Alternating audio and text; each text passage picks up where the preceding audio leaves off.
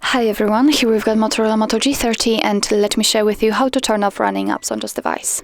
So actually all you have to do is simply open the recents, and you can do it two different ways. It depends what kind of navigation type you've got set.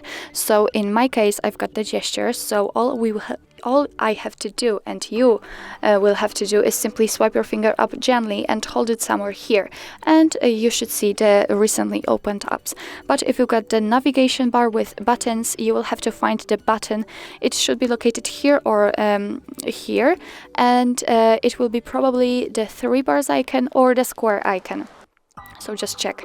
So in order to open the recents, if you've got the gestures, swipe your finger up gently and hold it somewhere here. And as you can see here, we've got the full list of previously opened apps.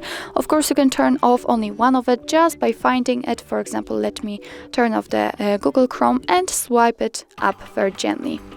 And but if you'd like to remove all of them, all we have to do is simply go to the very left and tap on clear all. As you can see, we just got back to the home page, so let's enter the recents to check. And here we've got no recent items, so it means that we successfully closed all running apps. So actually that's all. This is how to turn off running apps in your Motorola Moto G30.